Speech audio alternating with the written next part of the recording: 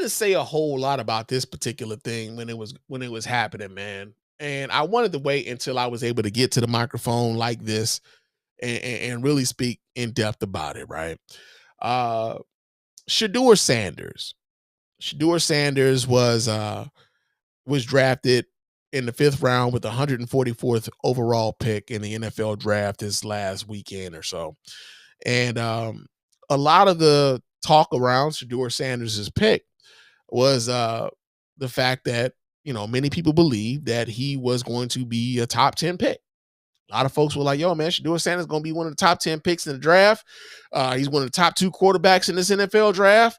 And all of the draft, all of the mock drafts and stuff like that got Sheduer Sanders number 2. Bill Kiper, he got a number 2 in the whole thing, man. So Sheduer Sanders, number two, right? He gonna be in the top 10. And that didn't happen. It didn't happen for Sheduer. So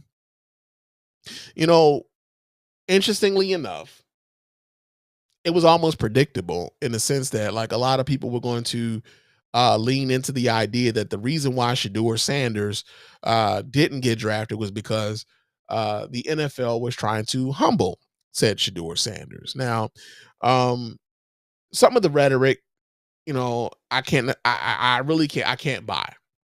Some of the rhetoric I can't buy. And I'm gonna go all the way back to, why I felt like there was a play on black people's hearts by the Sanders family that I don't necessarily fucking appreciate. Okay. And the reason why I don't appreciate it is because they know that black people are we're very protective people, especially we're very protective of, our own, right? When we see our people being mistreated, man, we don't take lightly to that shit. We will call it out on every occasion. Sometimes sometimes we're being misled by people who would just like use our willingness to go out and protect our folk to their own advantage, right? And so I think back to when Deion Sanders became coach of Jackson State, right? Deion Sanders went on various different platforms, talked about how God had called him to become coach of Jackson State and how he was going to raise the profile of HBCUs, and hopefully, like, with him coming to Jackson State, that others will figure out that, like, yo, this is what we need to do. We can build up our own, like our own, like, kind of infrastructure here with these HBCUs, man, and we can elevate these HBCUs, and we can get more kids to come to these schools, this and the other, right? And the part that always got left out with that is that none of those Power 5 schools were going to give Deion Sanders a head coaching job, right? They weren't going to do it. Deion Sanders had no head coaching experience at the collegiate level. I believe he had, he was a head coach for his son's high school team and things of that nature, but he didn't have any head coaching experience on the collegiate level, and none of the Power 5 schools were willing to give him that level of opportunity, right? And so an HBCU lent its program to Deion Sanders, and and let's make no mistake, Deion Sanders has name cachet, right? Has name cachet. Universally loved as a football player, as a baseball player. One of the greatest cornerbacks, if not the greatest cornerback of all time. Not necessarily as universally loved as the baseball player, but on the football field, no one can deny, Deion Sanders bona fides, man. Like, the man was, he was fucking cold.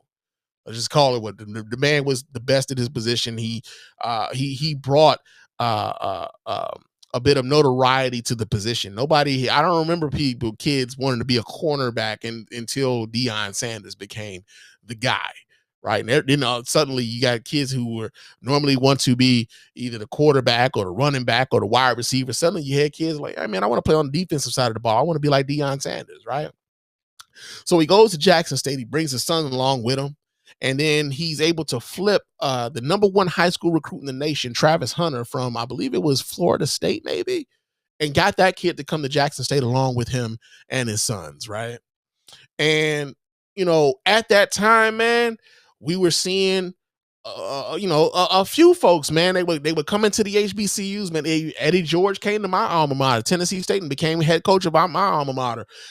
Ed Reed came down to FAMU, and that didn't last but for a hot second. But even Ed Reed decided he wanted to try his hand at coaching in the HBCU. All these NFL figures are coming to the HBCU. Hugh Jackson, former head coach of the Cleveland Browns, at some point he had came down to I want to say, was it Southern? Became one of the Southern head coach.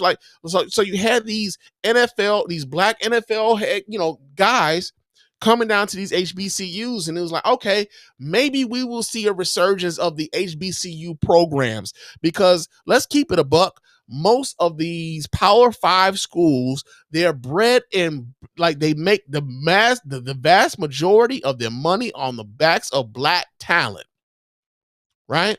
And if these schools, if these 5-star recruits, these black 5-star recruits, were actually considering going to HBCUs instead, you really could upset the power balance in college football. You could, right?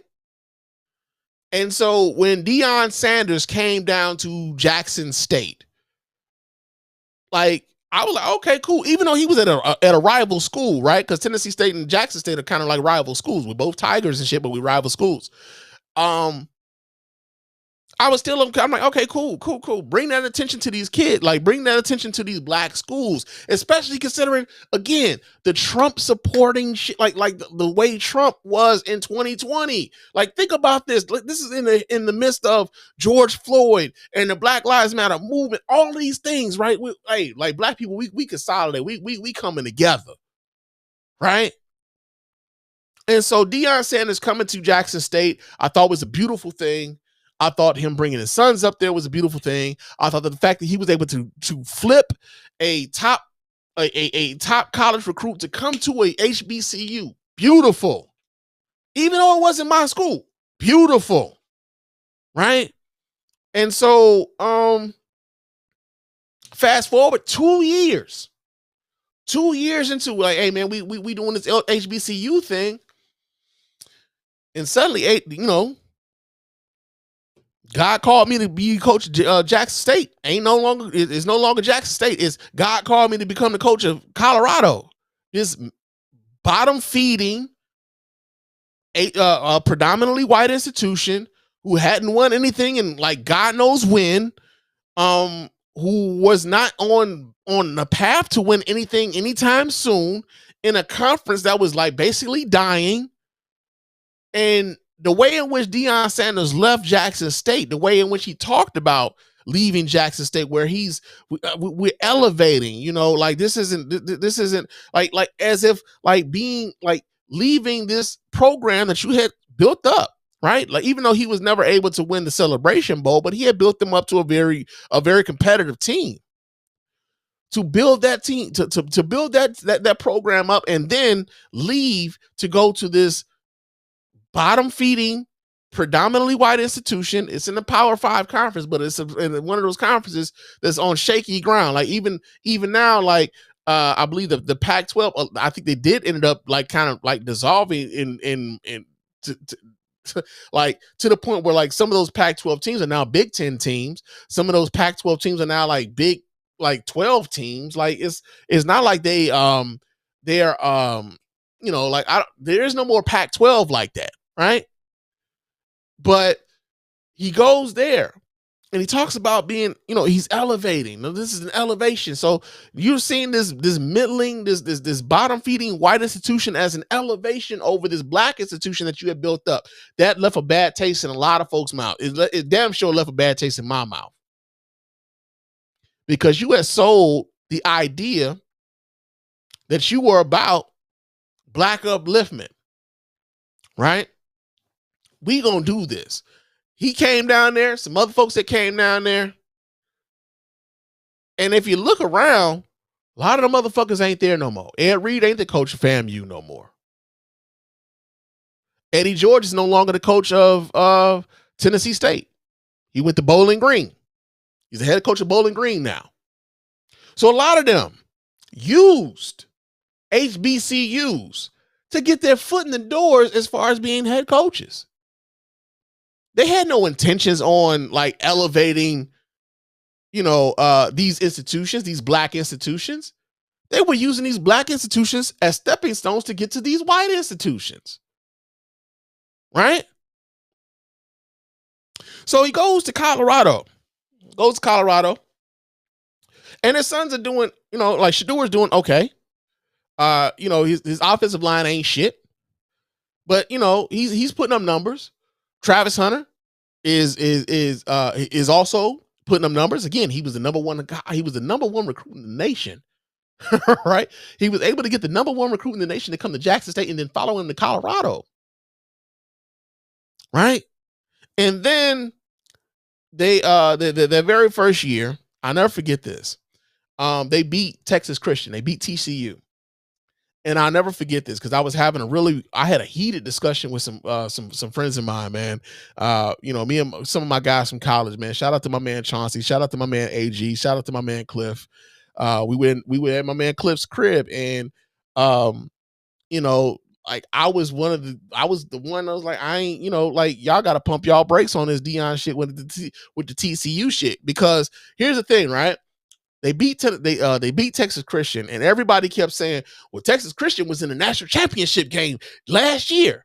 It's like, yeah, last year. A lot of the guys on that team are no longer on that team anymore. A lot of those dudes have either graduated or gone on into the NFL. Those guys that got them to that championship game are no longer there. Right? They're not playing the same team that went to the national championship game the year prior. Right?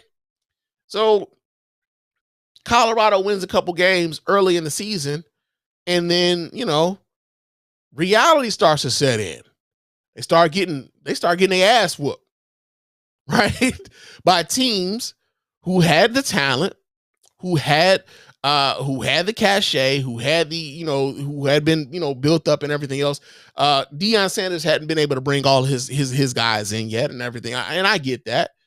But what ended up happening, though, was that despite the fact that Colorado was a very mediocre football team that very first year Deion Sanders was coaching them, they had the hype machine behind them.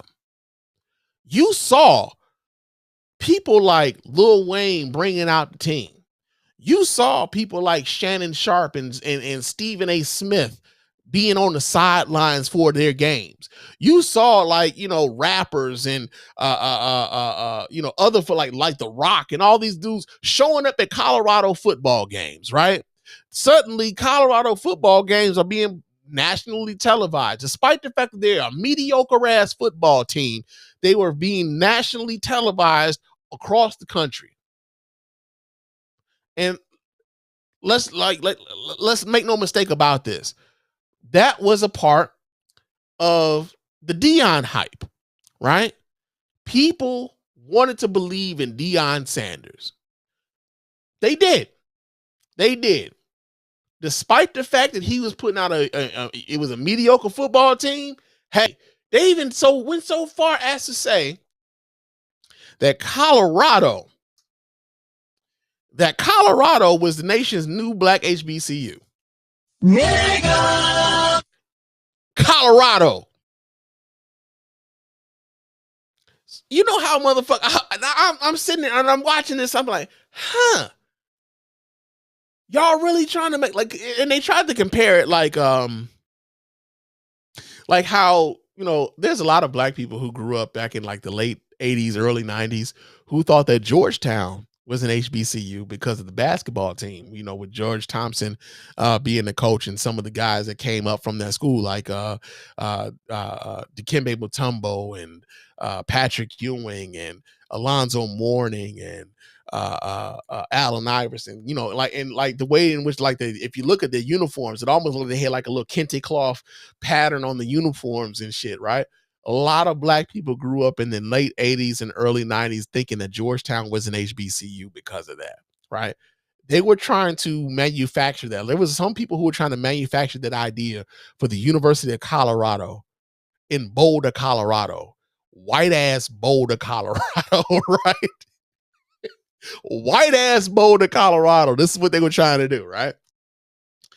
But at that time, if you were to say anything critical of Deion Sanders and the move to Boulder, Colorado, the fact that you didn't necessarily appreciate how he used Jackson State as a stepping stone to to get a job at a like I said, a piss poor, predominantly white institution, and act as though he was being elevated by going to this piss poor white institution. People were looking at you sideways for like just kind of pointing out, like, yo, are y'all not seeing this? I see it. Well, how come y'all don't? And a lot of it was like our willingness to protect Deion Sanders, right? The willingness to protect Deion Sanders, the idea of Deion Sanders, the idea of who Deion Sanders meant for a lot of, and mostly like for brothers, right? Who Deion Sanders represented and what he represented to a lot of brothers. A lot of brothers looked at Deion Sanders like he was a representation of their manhood. And any questioning of Deion Sanders was a questioning of their manhood. Whether, whether you had any legitimate criticism or not, that's how a lot of brothers took any criticism that you would give to Deion Sanders, right? So they, University of Colorado has a middling year. They weren't a good team his first year, and then of course, there's you can't expect them to be great his first year. They just got there. He ain't got all his guys there, just that and the other. Like, all right, yeah. I get all of that. Cool. Right? University of Colorado comes out this second season, and they actually have a pretty good season, right? They got bowl eligible. People were actually thinking about University of Colorado even being in the college football playoffs. That was a bit of a stretch, but you had people talking about it. And over and over again, we kept hearing about Sheduer Sanders and the numbers that Sheduer Sanders was putting up, and how great of a player that Travis Hunter was. Is Travis Hunter the greatest college football player we've ever seen? Because since Charles Woodson from 1997 at the University of Michigan, we haven't seen a college football player play both sides of the ball, and primarily a defensive player, but winning the Heisman Trophy. And Travis Hunter was able to win the Heisman Trophy playing both sides of the ball. First player to do that since 1997, and Charles Woodson when he did it with the University of Michigan, right? But the thing is, we start hearing people talk about mock drafts and where people believe that Sheduer Sanders is going on these mock drafts. You have people like Mel Kiper over at ESPN, very, prominent draft prognosticator and everything else, saying that he believes that Sheduer Sanders is a top 10 pick, that Sheduer Sanders is probably the second best quarterback in this draft.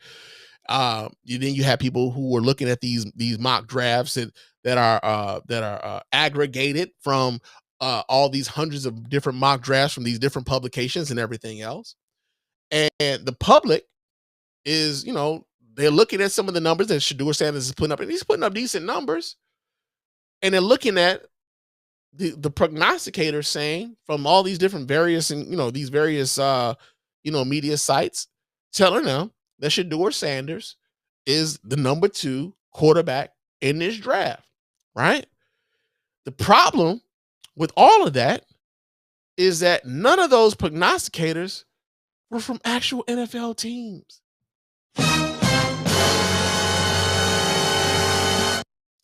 None of them were from actual NFL teams. And so when it came time for NFL scouts to start evaluating Sheduer Sanders, the narrative around Sheduer Sanders wasn't exactly the same that had been sold to the public, right? So I want y'all to think about this for a second. I remember earlier on in this season, this college football season, Deion Sanders found himself in an adversarial position with a lot of like media folk, where if they weren't asking Deion Sanders the kind of questions that Deion Sanders thought was acceptable, Deion Sanders would like try to ice them out in certain questioning, wouldn't necessarily allow for them to be in certain news conferences, that sort of thing, right? Deion Sanders started acting very Trumpian in that way, right?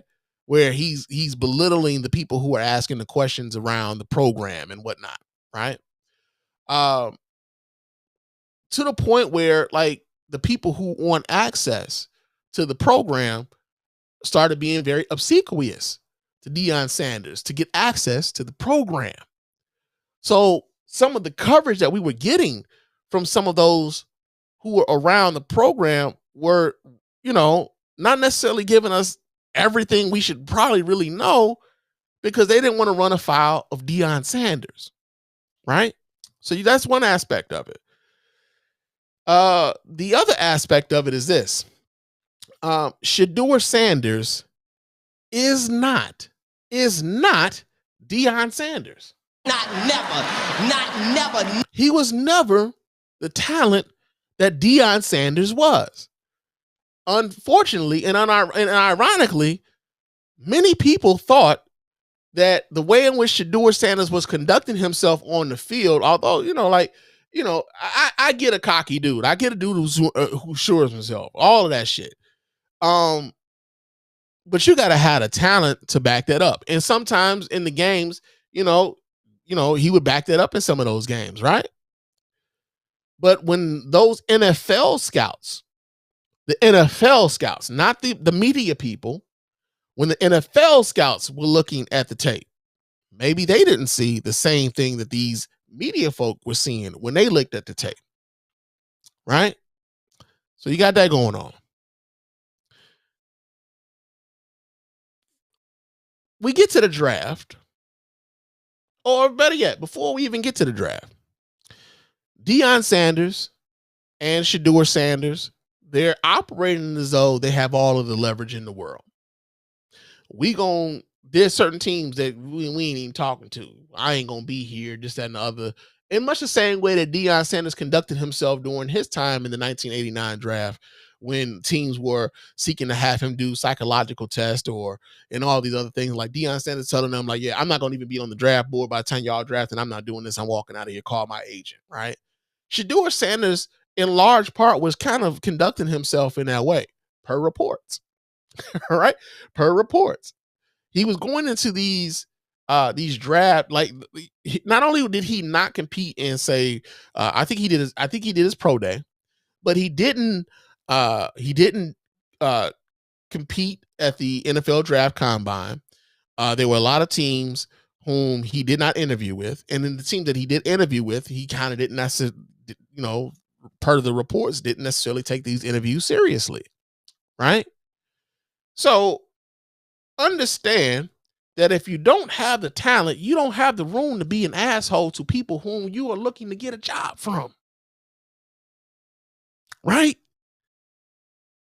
If you don't have the talent, you can't be an asshole to the teams from which you want to get a job from. That's just blatant. That's just common sense 101, bruh. Like I you can't do it. You can't do it. Right? Now, some of you will listen to me say that and say, well, damn, man, it's just, the NFL, man, like they're not used to a confident black man who don't need their money. He don't need their money, you know what I'm saying? He gonna be good regardless. Okay, cool. He gonna be good regardless. So if they don't draft him, what you mad about? They draft him in the 5th round. What you mad about? No, I'm just saying though, man. Like, they just trying to send a message to Deion Sanders and his son, and like they running shit. Like, but aren't they? It is their league. You are trying to get a job on a team in their league. So, what exactly are we arguing here? No. I'm just saying, though, man. Like, they're not used to having a confident black man, and coming in and demanding demanding the same respect that some of these white kids are getting. You mean like Cam Newton? This is the first time they had a quarterback who came to the league confident, had a lot going on, had a lot of swag, had a lot of confidence in himself, who still went with the number one motherfucking pick to the Carolina Panthers. And the reason why he went number one to the Carolina Panthers was because his talent was unfucking deniable. When the talent is undeniable, the NFL will put up with a bunch of shit. We've seen it. We've seen niggas knock their wives out on video, and those teams are like, well, shit, bring them back in, rookie camp and shit. Or bring them back in for training camp. Shit, we'll get over it. Until the video came out, then they had to get rid of them. We've seen motherfuckers like, do all sorts of shit. Michael Vick fought dogs.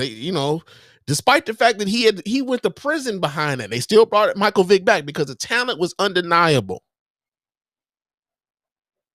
The talent is what got them in the door.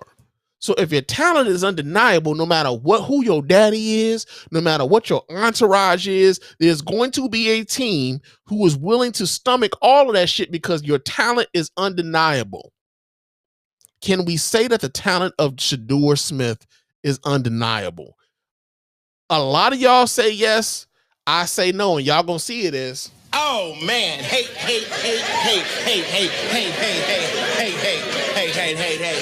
And that's not what it is. That's not what it is. I think the hype machine got a lot of casual fans, right? Because here's the other part about this.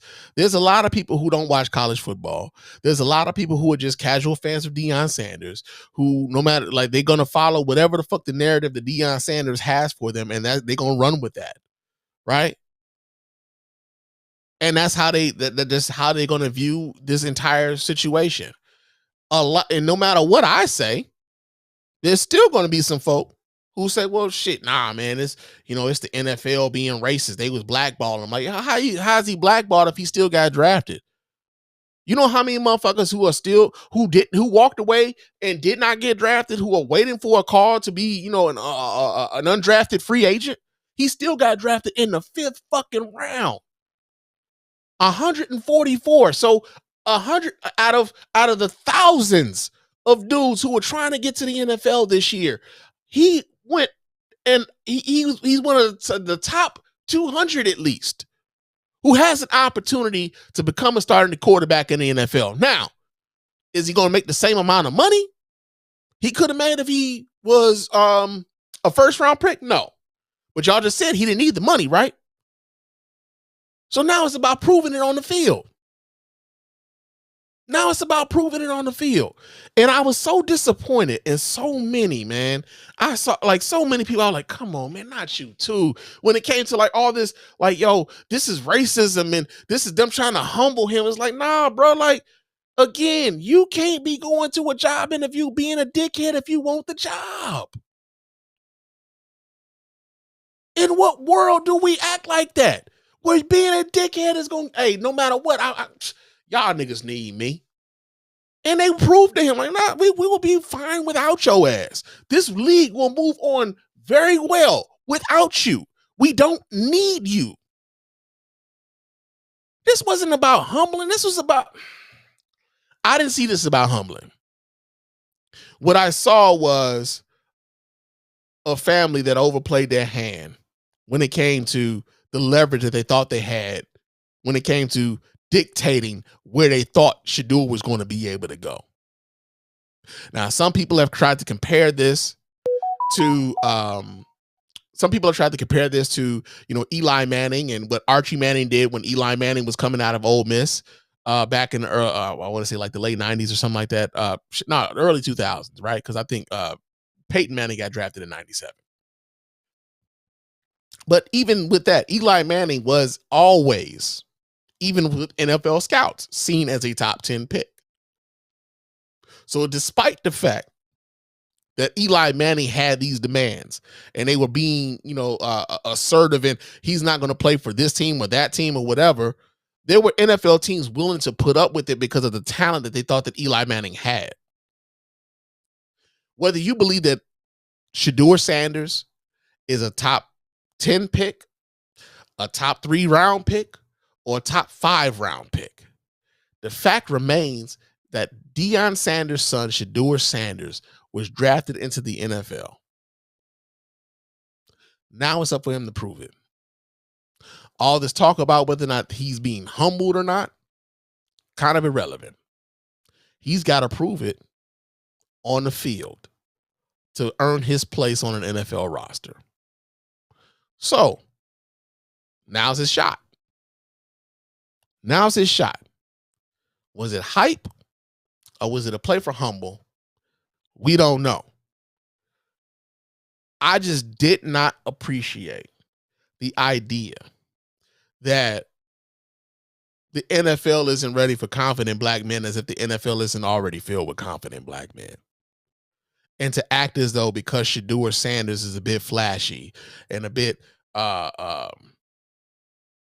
obnoxious, that somehow means he's outspoken, and that somehow means he's standing for something bigger, when ultimately Sheduer Sanders is standing for nothing but himself. Right? Standing for nothing but himself at the moment. So yeah, man. That's how I feel about it. I hadn't said a whole lot over the course of the last couple of weeks, but that's how I feel about what happened with Sheduer Sanders and the fact that he got drafted in the 5th round. So we got that going on.